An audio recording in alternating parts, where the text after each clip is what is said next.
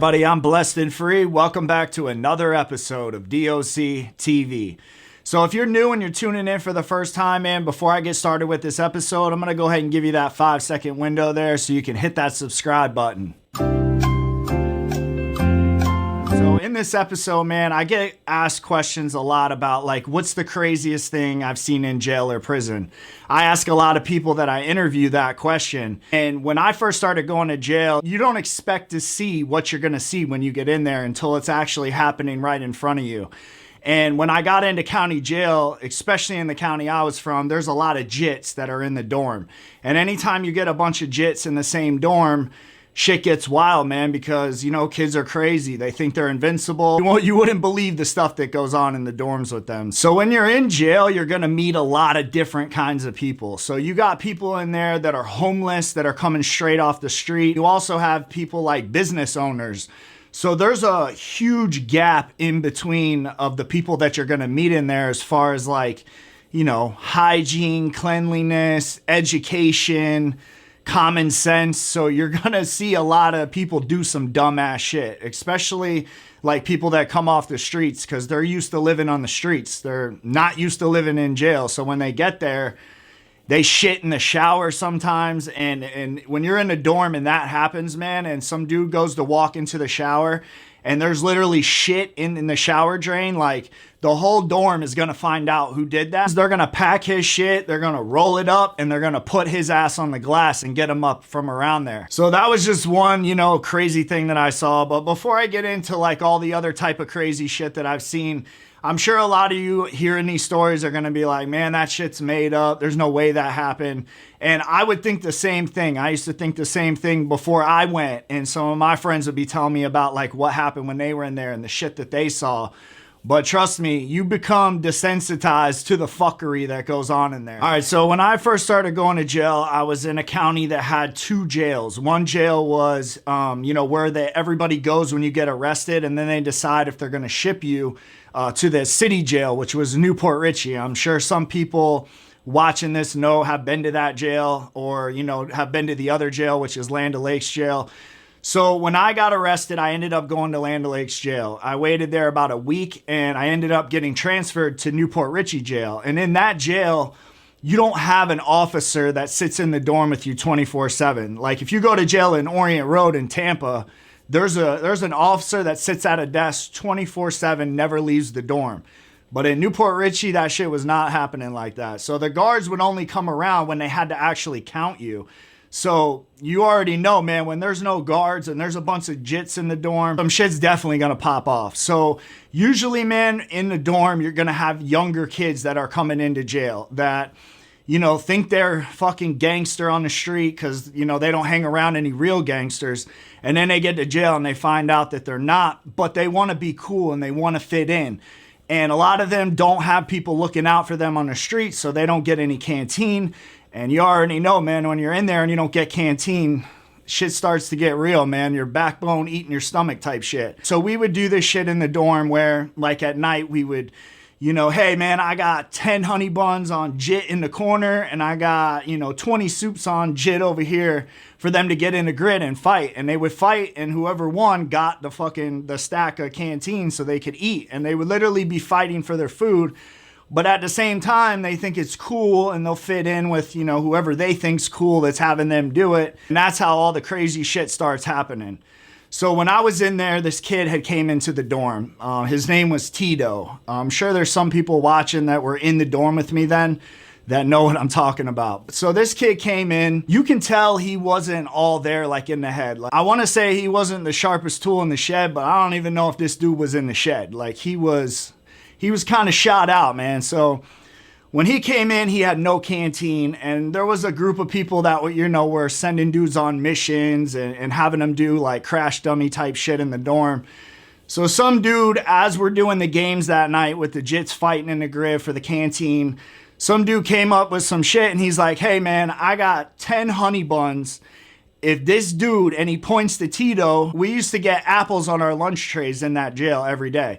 That's how we made buck, prune, whatever you want to call it. So we had all these apples, and the dude stood up in the dorm and he said, man, I'm going to put all these apples in the toilet, and I'm gonna take a shit, and whoever bobs in the toilet for the apples and gets them all out gets 10 honey buns. And he's talking to Tito as he's saying this because he knows Tito's like not all there. You know, he's preying on him. He's giving him the rope to hang himself. So what does Tito do? You already know what Tito does. He gets ready to bob in the toilet for them apples, and he literally bobbed in the toilet for like 15 minutes. Like, it wasn't like he just put his head in, grabbed one, and spit it out.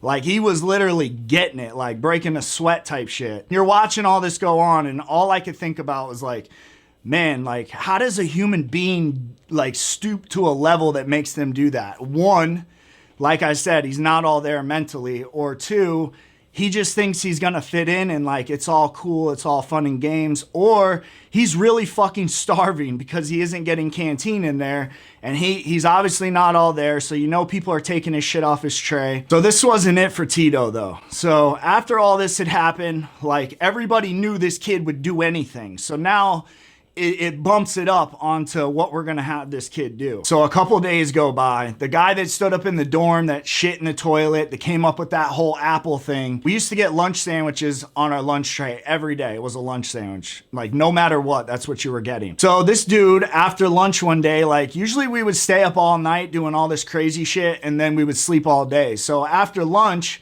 usually everybody goes back to sleep, but not this guy. He stood up in the dorm again and was like, hey man, I got 15 honey buns, and I'm gonna go in the bathroom, I'm gonna shit on this piece of bread, and I'm gonna put the other bread on.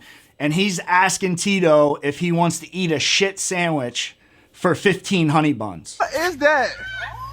Oh shit, what is that? You don't even like, I didn't think the kid was actually gonna do it. Like, nobody in the dorm thought he was gonna do it, but Tito did it. He ended up eating the shit sandwich, and probably like 15 minutes after he got like 2 bites like swallowed, because he didn't eat the whole thing, he immediately started going to his bunk. He looked sick as shit, and he just fell asleep. So he slept for like 10 hours after this happened. He didn't throw up, nothing. So the next day they come in with the trays, and you know, usually everybody gets off their bunk and they go grab their tray, but Tito didn't get off his bunk. He barely could like move. So we're over at his bunk, you know, we're gonna get his tray for him. He can't eat. This dude's like green, bro. He's laying on the bunk, and he looks like he's getting ready to die. So eventually somebody had to put in a medical request for a medical emergency for the nurse to come get him. And he ended up getting transferred to a different dorm, and like, he was like a legend in that jail. Like, everybody heard about it. Every jit that would come in, we're telling them about the legend Tito, and we're like boosting it up. And so these jits are like, man, I'm a legend. And now we know they're gonna do some shit if we ask them to do it, because you can see by how they're acting when we tell them about it. So the same dude's in there with the shit sandwiches and bobbing in the toilet for apples. So as the jits would come into the dorm, like, a couple of the people in there would pick and choose like who they were gonna try to like see if they could get them to do crazy shit. When we were in there, we used to get these soups off canteen. They weren't the actual ramen noodles, but they were like cup of noodles or something, I think they call them. And in one of the soups came this huge red pepper that came in the soup to make it spicy. So we would take the red pepper out of the cup of soup, and the dude crushed it up on the table where like we would eat chow and shit. And he dared one of the kids to snort the red pepper for, I forget what he said, probably like 5 soups or some shit. And the kid snorted the red pepper. So then another kid, we used to get that yellow Colombian coffee, which if you've been to jail or prison, you know about that yellow. So the kid grabbed the coffee bag, took a little coffee out, put it out on the table, lined it up, and the kid snorted the coffee. So he snorted a red pepper, coffee, and eventually, this was like a long time ago, but now they don't even sell that coffee on the canteen in that jail because of shit like this, because people were just doing crazy shit. I don't know if it's the county I'm from or if this shit goes on in other jails, but where I was at, man, like, it was off the chain. So when I was in the jail, not only would young people come in the dorm, but you would also get, you know, older guys that would come in, like, you know, 40, 50, 60. So when new dudes would come in, they give you a boat, and that's when the jail's overcrowded. They give you this plastic shaped boat and a mat fits in it, or you can turn it over and put the mat on top. So when the new guys would come in, they would all be on the boats. And like I was telling you before, we used to stay up all night and sleep all day. So we would be up at it'd be like 3 o'clock in the morning. And this new guy came in, he's on the boat and he's sawing logs, like snoring. And you guys know that have been to jail, the last thing you want in a dorm is a bunch of people that snore because it keeps everybody up when they're trying to sleep. I've seen a lot of fights about that shit. So this night, this guy's snoring on the boat. So me and like 3 of my other homeboys, he's laying on the boat snoring. So we get on each corner of the boat. We pick it up, we go like this, we shoulder press it in the air, we stand there for a minute and then just drop the boat. And the dude's on the boat and boom, hits the floor. And the dude wakes up, he's like, what the fuck's going on? And my boy's like, stop fucking snoring. So yeah, man, dude got splattered on the floor. And also at that time, they used to sell Magic Shave on the canteen, which is like stuff a lot of black guys use in prison to do their hair so they don't break out from the razor. And you can order it off canteen. I don't know if you still can, but you could then. There would be them young kids in the dorm and, so they would take the Magic Shave and they would like pay the kid like, 8 soups, 10 honey buns, whatever it was, whoever came up with it usually came up with how much they were going to pay him. So they paid this kid, I forget, like 10 soups, right? So he takes the Magic Shave, puts it all over his head, on his eyebrows. And for white people that use Magic Shave, usually like it burns their skin. They break out red. And this kid's hair just immediately started falling out. He started getting like these red welts on his head. He had them on his eyebrows because he had put it there. And like you literally like when you're watching this go on, you're like, bro, how are these people so stupid? And when it was going on then, I'm not gonna lie, like it was funny. I was, antagonizing it. I was booing it up and all that shit, try to get other people to do it. Now looking back that I'm older, I'm like, damn, man, like I was a fucking jerk. But, you live and you learn, you make mistakes in life and shit happens. And that's just how it is. So but I'm definitely gonna be making a part 2 to this episode because, I've done a lot of time. I've seen a lot of crazy shit. And so I'm gonna definitely be doing that. I just want to say I appreciate everybody who's been rocking with the channel, showing love, commenting, liking the videos. I appreciate that. I know without y'all, like this shit ain't possible. So that's a big salute to y'all that are doing that. I appreciate it.